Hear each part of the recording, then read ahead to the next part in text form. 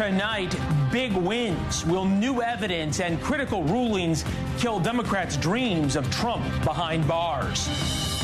Follow the money. Young black kids growing up in the Bronx who don't even know what the word a computer is. What the New York governor's faux pas really exposed. And let them eat cake. The consumer's in pretty good shape right now. The CEO of America's biggest bank says consumers are A-OK. America says not so fast. Who is he talking about? You've got colleagues out here telling us to eat cereal for dinner. Start with breaking news, 7 o'clock in Washington, 2 a.m. on the Israel-Gaza border. President Biden has just threatened to cut off some military aid for Israel in their fight against Hamas. That threat was issued in just the past couple of hours. He says he will withhold bombs and artillery shells if Israel continues its offensive against Hamas into the southern city of Rafah. He's threatening to withhold 2,000-pound bombs from Israel. This is the mother of all bombs. A possible split between the United States and Israel is everything that Iran wants. It's everything that the protesters on these college campuses want. John Bolton will be with us a little bit later on that.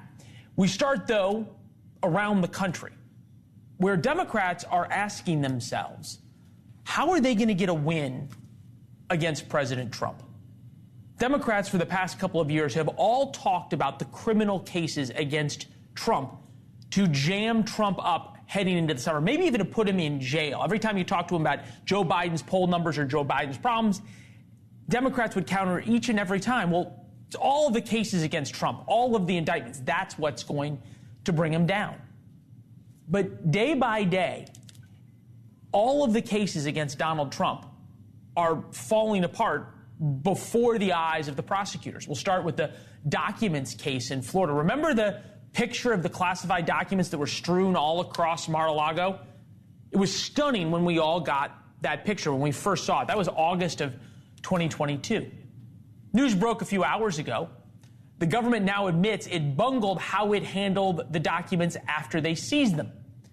This is a government filing that raises a lot of questions, an awful lot of questions, about this picture and what the FBI did to take this picture. And after all, because of these filings and because of the accusations against the prosecutors, it's not going to trial until after the election. So love Trump, hate Trump. The documents case was the slam dunk. Emphasis was the slam dunk. There's this evidence of prosecutorial mischief.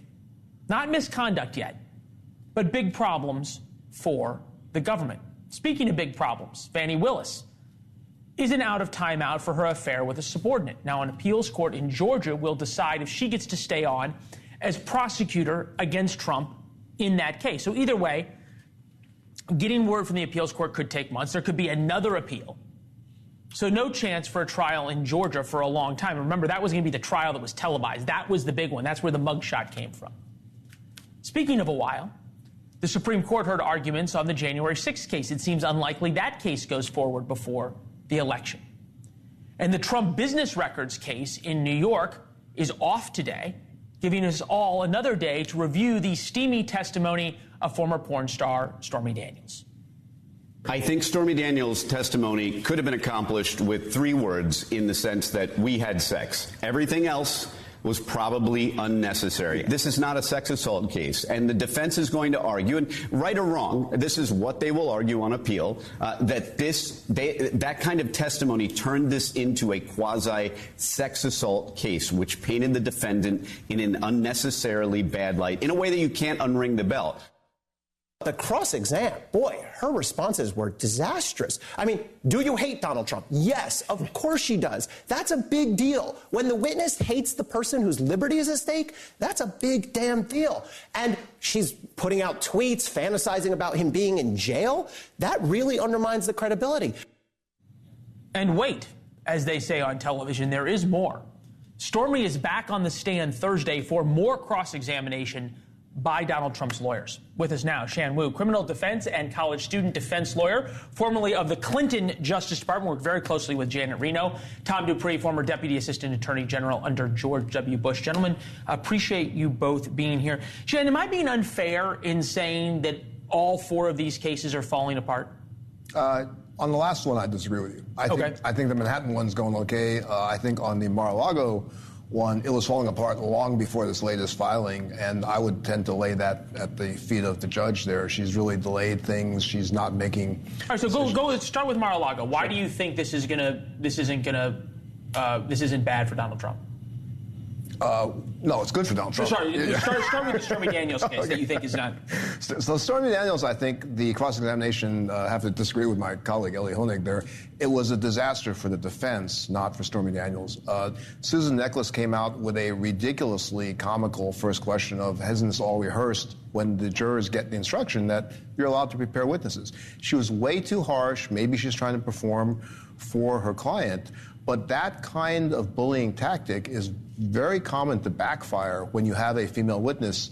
And the atmosphere, it's correct to describe it as it's like a sexual assault case, even though it's not. But because of that atmosphere, you have to be very careful with how you handle that witness. And she was terrible at handling the witness. Tom, the fact that you've got esteemed, and I think really some pretty critical legal minds, yourself, Ellie, a lot of other people who are so divided on this, doesn't that sort of tell you a jury might be equally divided? Well, at a minimum, it would tell you there at least could be some jurors who see this more through a pro-Trump lens and didn't think that yesterday was the prosecutor's finest day in the New York case. And, of course, all it takes is a single juror or two jurors to create reasonable doubt and hang a jury and deliver the defense a win. In my view, I thought the prosecutors actually went too far yesterday. I don't think it was a good day for the prosecution. I think that a lot of jurors heard this testimony, which no question was sordid, it was salacious, it was not safe for work. But I don't know if it was relevant. And I don't know if the jurors understood why the prosecutors spent hour after hour after hour eliciting all these sordid details from Stormy Daniels on an issue that's not peripheral. Not safe for my mother either, who wrote me double ick after our segment on it. So we will not dwell there. But the Mar-a-Lago documents case, I think everybody agreed because of that picture, right? That said everything. These were top secret documents. Donald Trump had them. The government asked for them back. He didn't give them back. Case closed. And at the time, and sometimes you forget how shocking things were to all of us when we saw that picture. Let's just go back and listen to some of the coverage from 2022 when that picture came out. Tonight, Donald Trump is actually talking about that picture with top secret material on the floor of Mar-a-Lago. He's accusing the FBI of being, quote, very deceiving. It's the stash of top secret documents found at Mar-a-Lago, spread out on a carpeted floor at Donald Trump's home. The red ones marked secret. The yellow are top secret. And included in that motion was this picture of some of the recovered classified documents labeled secret and top secret, neatly arranged by the FBI on the floor of Mar-a-Lago, or not so neatly. And it became clear almost immediately this was likely one of the most important images in U.S. politics, probably from the last decade. It might be very well the kind of thing that will print in history books. Why is printed in the history books may be a little bit in question now. Jim Jordan is now writing that Special Counsel Jack Smith acknowledged in a court filing that some of the evidence in President Trump's classified documents criminal case was altered or manipulated after it was seized by the FBI in its raid on Mar-a-Lago. Now we'll actually read from the Justice Department's actual filing that we will put up. And in this, they said, put that up on the screen real quick. DOJ comment, if the investigative team found a document with classification markings, it removed the document, segregated it, and replaced it with a placeholder sheet. The investigative team used classified cover sheets for that purpose. Is that standard procedure, Tom? Ooh.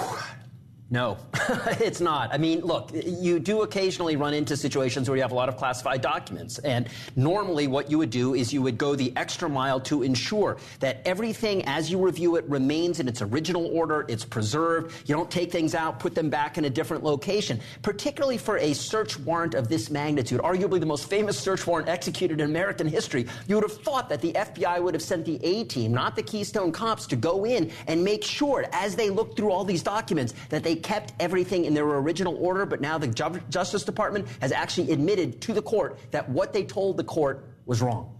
So Team Trump is now going another step, and they say that these sheets, the red sheets and the yellow sheets that were brought in, were then laid out. And it's not uncommon to see these photos of the FBI laying the evidence out, but that they staged this photo not with things that they found, but with things they found, and with the yellow sheets and the red sheets and the now infamous photo. Do you get that, Shan, from the filings?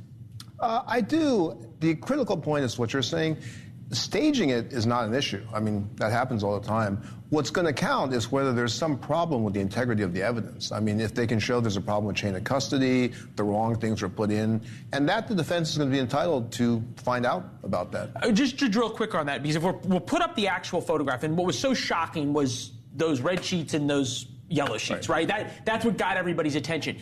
If, and it's still a big if those were not actually found at Mar-a-Lago, if those were some of the cover sheets that had been brought in by the FBI, does the DOJ statement in that filing leave that possibility open? I think it does, but it actually wouldn't matter for the Does it matter if they brought in and mixed things up? It goes into the integrity and chain of custody, and so there could be particular exhibits that may get bumped if you can show that that's the wrong exhibit. But remember, that picture, right, we're not in trial yet. We're ages from the trial. It's just a picture that they released. And maybe you can say, well, let's go back to how that picture was used. Did the judge consider it for some purposes? That's an issue. But we're such a long ways from the trial that if there's a problem with the picture doesn't matter. You lay foundation, is it authentic or not? No, it's not. But if there's a problem with the chain of custody on the evidence, yeah, that's a problem for that exhibit. I would be bothered if the Justice Department, though, created a misleading presentation of what they found, because this was the photo that was seen around the world. And if it turns out that the Justice Department, again, if, we don't know, but if those classified cover sheets came with the Justice Department investigators and they put them strategically in order to create and stage that photo and create the impression that that's how they were found at Mar-a-Lago, I don't know. That would bug me. But the question is, that's the impression for whom?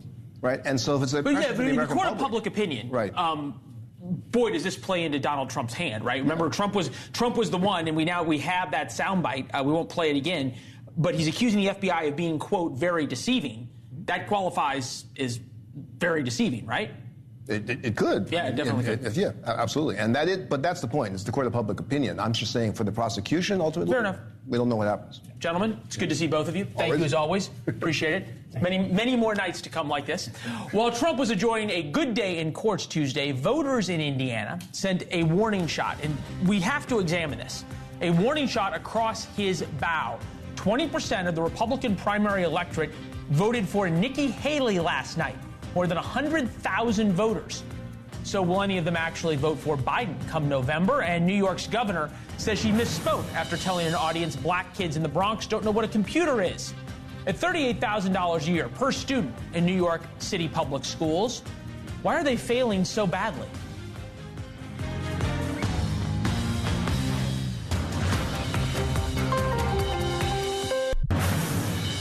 All right, so you might call it the tale of two campaigns, right? On the legal front, Trump had a great day Tuesday and a great day today. The Stormy Daniels testimony probably worked in his favor. The judge's ruling in Florida makes it look like the documents case is in jeopardy. The Fani Willis case in Georgia could soon go away. That's the legal side. Now we get to the politics side, which was supposed to be the uninteresting part. The legal side was going to be crazy because he was ending up in jail. Donald Trump did not have a great day at the ballot box on Tuesday. And there was an election on Tuesday, last night. A fifth of Republican voters in Indiana chose Nikki Haley. Haley dropped out of the race 9 weeks ago. Still 128,000 people, more than 20%, voted for her. Even the most Trump-friendly network out there, Trump TV, Newsmax, took note.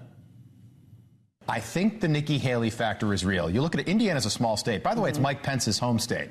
It's a red state, went for Trump in 2016, went for Trump in 2020. 11 electoral votes, so not a huge number there. But still, if he's missing out on 100,000 votes in a state like that, and then 155,000 in Pennsylvania 2 weeks ago, you can't tell me that he doesn't have a problem with Nikki Haley voters. Associate research scholar and lecturer in politics and public affairs, Princeton University, Lauren Wright, is with us. I'm going to ask you a question I don't think I've ever asked you and never I thought I was going to ever ask you. Do you agree with Newsmax?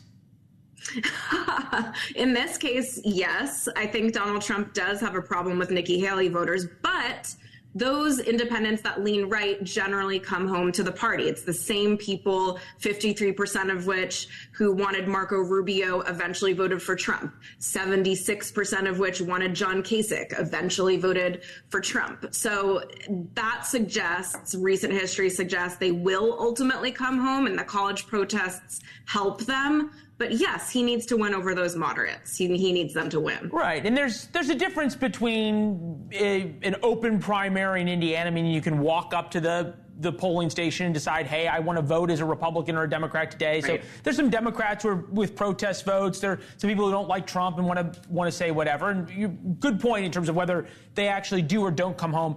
Donald Trump was asked about that. Take a listen. But Nikki Haley attained 16% of the vote. Are you concerned about that number? And what do you say to those voters? And she got 16%. I got a record number. I got the highest vote ever attained in the state. And all of those people are going to come to me because first of all, what's their choice? Biden, he's the worst president in the history of our country. They're all coming to me. We see it already. They're all coming to me. All right. So the 16% was in Pennsylvania a couple of weeks ago that we covered. That's what she was asking about. He keeps saying they're all coming to me. Have we seen any desire, shall we say, or effort by the Trump campaign to court those voters?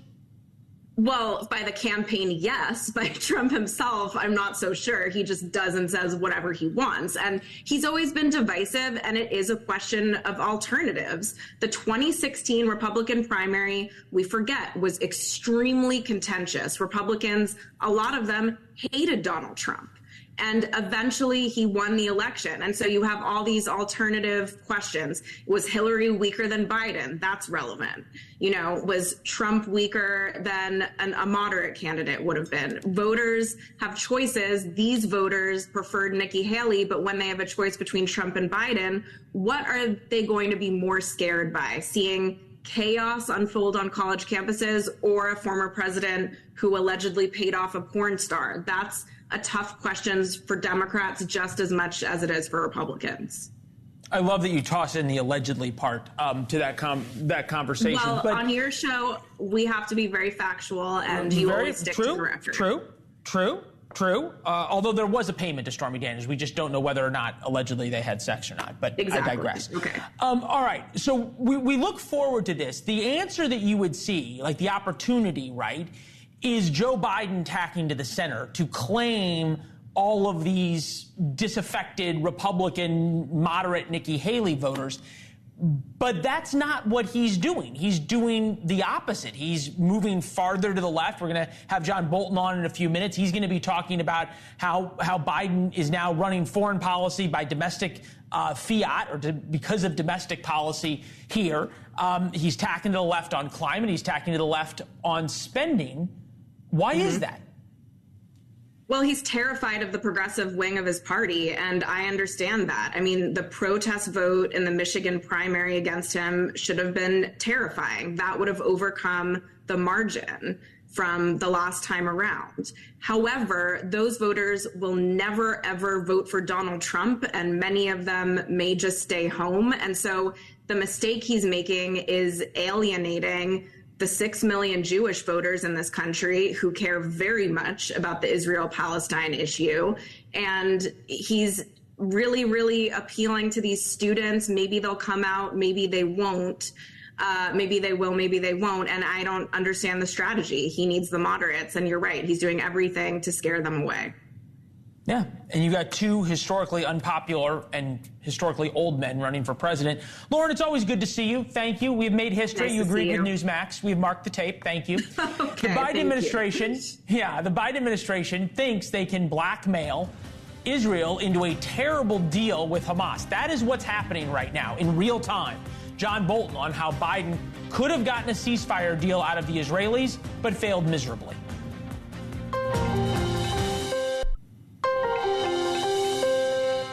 Joe Biden wants nothing more than a ceasefire in Gaza. More than wanting it to save civilians, he needs it to save himself politically. Live pictures right now of southern Israel, where there is an earthquake in the Middle East as President Biden just threatened an arms embargo, for lack of a better term, against Israel. Today, Biden sent CIA Director Bill Burns to Jerusalem to arm twist the Israelis into accepting Hamas demands and dead hostages in return for releasing hundreds of Palestinian terrorists back to Hamas and ending their war. You might think that the arms embargo announcement a couple of hours ago came just after Bill Burns and Netanyahu's meeting ended. Put aside whether or not the deal the United States wants Israel to make is fair. It's not fair, nor is it good for peace. So in order to try to get that deal, he has withheld from Israel the very precision-guided bombs that keep civilian casualties to a minimum. Evidently, that he thought would show Israel. If America lectures them about killing civilians, but then doesn't give them the weapons that inherently allow them to wage a war and protect civilians. Bill Burns screwed up Afghanistan and Ukraine. He's a former State Department guy. It's not his fault. It's President Biden's policy, driven by domestic political considerations. Blackmailing Israel triggers them more than blackmailing just about anybody else in the world. The Jewish state rose from the ashes of the Holocaust. So trying to force concessions from them and force them to give things to Hamas brings up all sorts of trauma. John Bolton understands the Middle East better than just about anybody else, former ambassador to the UN and former national security advisor. Good to see you, sir. News a couple of hours ago that if the Israelis go into Rafah, Joe Biden will withhold the precision-guided bombs and artillery shells from the Israeli military. I'm trying to figure out if he understands how the Israelis view something like that, or maybe he just doesn't care because he so badly needs to placate the campus protesters and others. Well, look, I think this is a catastrophic decision by the United States on many, many levels. In the Middle East itself, it is literally pro-Hamas. It is the implementation of the terrorist veto. The Hamas being so brutal to its own fellow Gazan residents, to use them as human shields to avoid being eliminated by Israel, that Hamas is now surviving because the United States will not permit Israel to have the weapons it needs to finish Hamas off. This is not only disastrous in the context of how to eliminate one of the worst terrorist groups in the world, but the signal it sends to Xi Jinping, to Vladimir Putin, to the Ayatollah Khamenei, to Kim Jong-un, among others, about how weak Joe Biden and his team are, how domestic political pressure can move them around, and how even what generations of American politicians have said is the critical U.S. national security interest in the safety and security of Israel, for Joe Biden doesn't mean a thing anymore. I'm glad you brought up Vladimir Putin, because there is a huge divide now between how Joe Biden talks about our long time ally Israel and how he talks about Ukraine. So I think many people were surprised by how far President Biden went in threatening, blackmailing, whatever word you want to use, Israel. His words are important. We're going to play them. And I made it clear that if they go into Rafah, they haven't gone into Rafah yet. If they go into Rafah, I'm not supplying the weapons that have been used historically to deal with Rafah, to deal with the cities, to deal with that problem. We're going to continue to make sure Israel is secure in terms of Iron Dome and their ability to respond to attacks like came out of the Middle East recently. But it's just wrong. We're not going to supply the weapons and the artillery shells used that have been used. Artillery shells as well. Yeah, artillery shells. Even Aaron Burnett was surprised by that, and there's a few things to break down in there. But what do you make of this enormous change in how Israel gets treated, almost like an insolent child, and then Ukraine gets literally whatever it wants? Well, I think it's open to question for Ukraine, and I would say the entire NATO alliance, exactly how firm Joe Biden's commitment is to defending Ukraine or solidarity with NATO. When the United States leaves one of its 2 or 3 closest allies in the world in the lurch, what do you say in Ukraine if we really get in trouble? Are they going to sacrifice their efforts to come and help us? I'm not at all sure it's going to happen. What strikes me about this decision by Biden, among other things, is just how Trumpian it is. It is classic Donald Trump. Forget American national security interests. Forget the security of our closest allies. What benefits me politically? That's the definition of Donald Trump. That is what Joe Biden is doing here. He is worried about what the progressive wing of the Democratic Party is going to do in November because of the war in the Middle East, and he's decided basically to cut Israel loose. I'm going to go out on a limb, and we'll see how well this prediction ages. That it's not going to make a lick of difference in these protests. That people are going to be out there in just exactly the same way, regardless. Ambassador, thank you. We appreciate the time. Glad to be with you. New York Governor Kathy Hochul is walking back some pretty telling comments she made about black kids in the Bronx. In fact, if you listen and read between the lines, she said the quiet part out loud without even knowing it. Take a listen.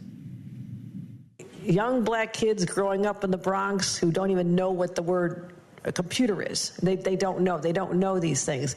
And I want the world to open up to all of them, because when you have their diverse voices innovating solutions through technology, then you're really addressing society's broader challenges.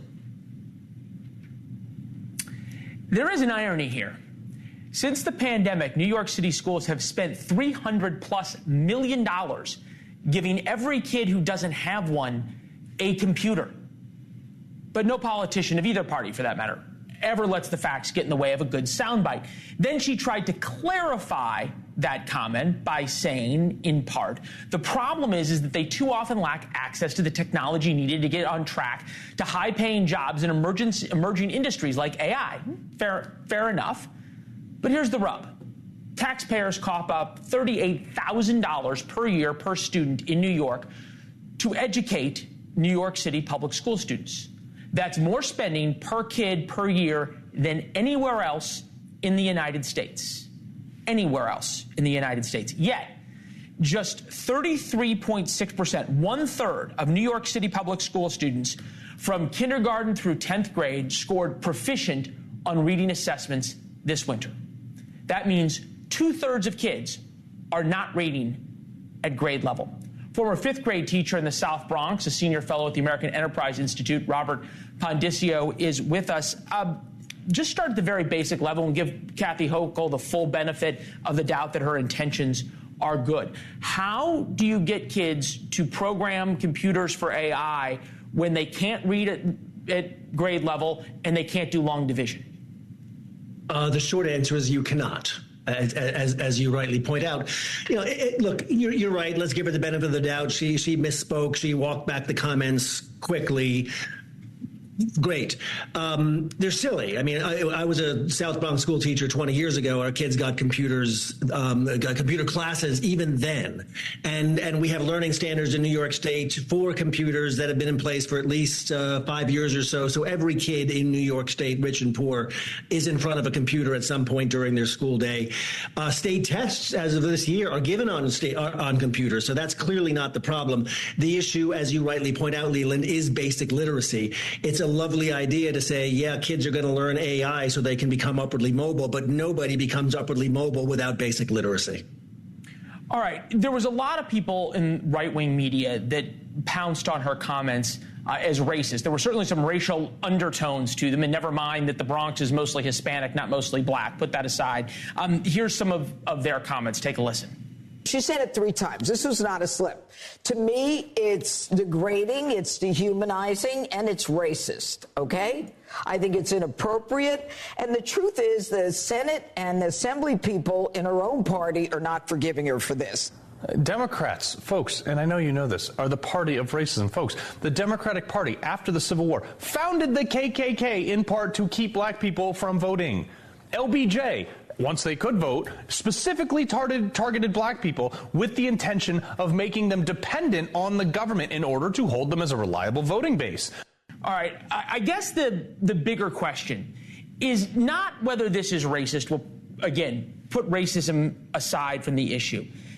Her answer is spending more money into the very same system and the very same teachers' unions that is getting dismal results. Is more money in the place that we spend the most amount of money per student per year the answer? Yeah, clearly not. Look, when I was teaching 20 years ago, I literally taught in the poorest performing school in the South Bronx, which is New York City's lowest performing district. I could not with a straight face tell you that the problem that we had was money. Sure, you can always spend more money, but what we lacked is competence. What we lacked was the ability to get kids to the starting line of basic literacy and numeracy. That means curriculum. That means teacher quality. There's a lot of moving parts in there. Technology is not the answer. Computers are not the answer. Yes, I want kids to have access to technology. I want them to have what rich kids have. But we have so far to go with our most poorly served kids to even get them to the starting line before that's a relevant conversation. But part of the relevant conversation has to be what the root causes are, to borrow a phrase. In the Bronx, single-parent households, 59%, by far the highest in the state. No other country is more than 50%. Cities with higher share of single-parent homes have higher crime rates. Violent crime, 118%. Homicide, 255%. You draw everything back. The single deciding factor that we have found over decades of what produces a better outcome for a child is that they have two parents in the household. Why don't you think someone who is as concerned about the future of America's youth and the youth of the Bronx particularly, like Kathy Hochul, is not talking about that? Yeah, look, it's a fair question. One of my closest friends and a colleague of mine at AEI is a gentleman named Ian Rowe, who founded a couple of charter schools in the South Bronx. He preaches exactly this all the time. It's called the success sequence, this idea that if you graduate from high school, get a job, get married, then have children, in that order, the chances that those children will grow up in poverty are vanishingly small. I mean, like a small single-digit number. So sure, we know this, but we don't want to stigmatize children. That's what we always say. But you're right. Schools tell kids what to do all the time when it comes to, say, drinking or smoking or whatnot.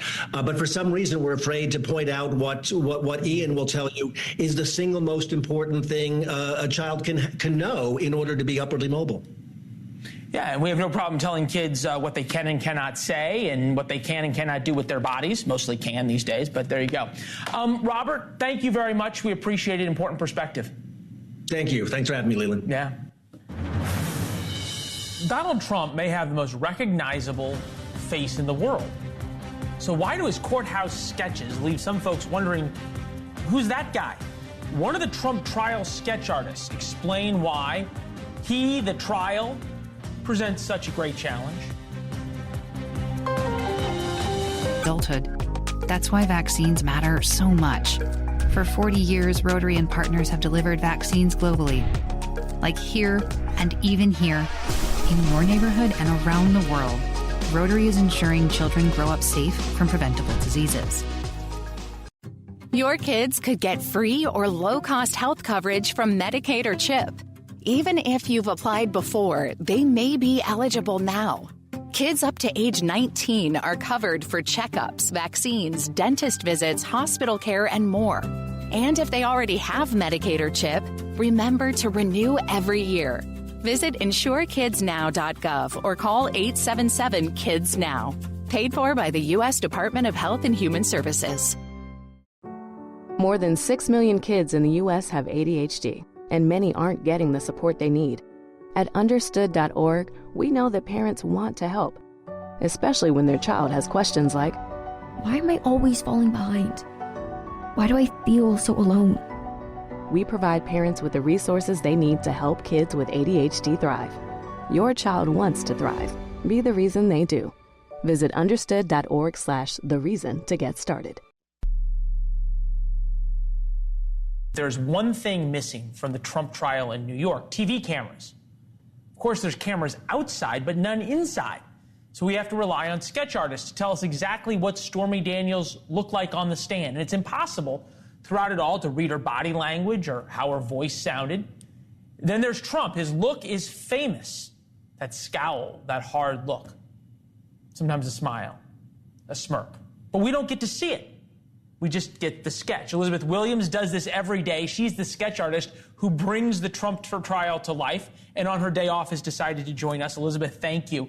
I feel like trial sketches are a little bit like driver's license pictures, right? That nobody likes, and everybody sort of makes fun of what people look like in them. What do you, and I want to be fair about this, what are you trying to capture in that just one moment? Is how they looked over the whole time? Do you pick a moment? What goes into it? Well, you're drawing over time. So basically, they've got to look a certain way. I mean, they've got to be in a position for a period of time, or else you can't draw that picture. I mean, if they have a very fleeting expression, you're probably not going to get that. However, I will say that if they do take a specific pose like Stormy Daniels took yesterday when she was describing how she found Donald Trump on the bed, that was so important to what she was describing as to her experience with him that you just have to grab that really quick. Now, at that point in time, you're not going to be so concerned about likeness. You're more concerned about getting that moment down, because that's got to match what the reporters are reporting. I just want to stop the control room for 1 second. Are you talking about the one where she has her hand like this? Yeah. Where she sort of like leans? Okay, can we put that up? There it is. Okay. There it is. That was a moment. That was a moment. Now, at that point in time, you know, you have to really focus on the whole body, the expression, the quick gesture when you're drawing somebody on the stand in a more steady form. If you see the other picture of her, then you're more focused on, if you can, that or him.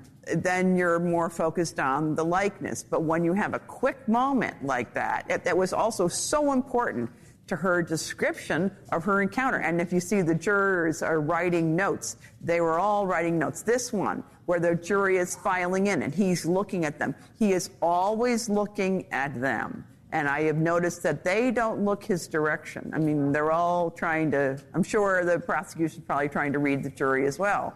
But you know, you've got to, first off, you have to have a news sense, because the only reason why we're doing these drawings is so they can be on the news and fit with what journalists such as you are reporting.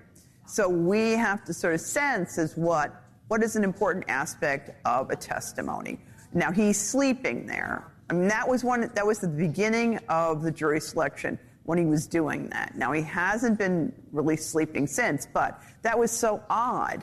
I haven't really seen a defendant do that. That has stopped. Now, you capture these things because you know the reporters are going to report that, and they need pictures to match their story. So that's why we're there. That's great. That's really cool. Elizabeth, unfortunately, and I say that in all candor, we're out of time, but this is going to go on for a few weeks, and I want to have you back for some of these moments, because the way you've described it and the way you've interpreted it, I think is really important, and it brings it to life for all of us. Thank you. Well, thank you for having me on. Yes, ma'am. JP Morgan CEO Jamie Dimon is worth $2 billion. He's also CEO of America's biggest bank, and from his perch on Wall Street, he says the American consumer is doing just fine. America responds when we come back.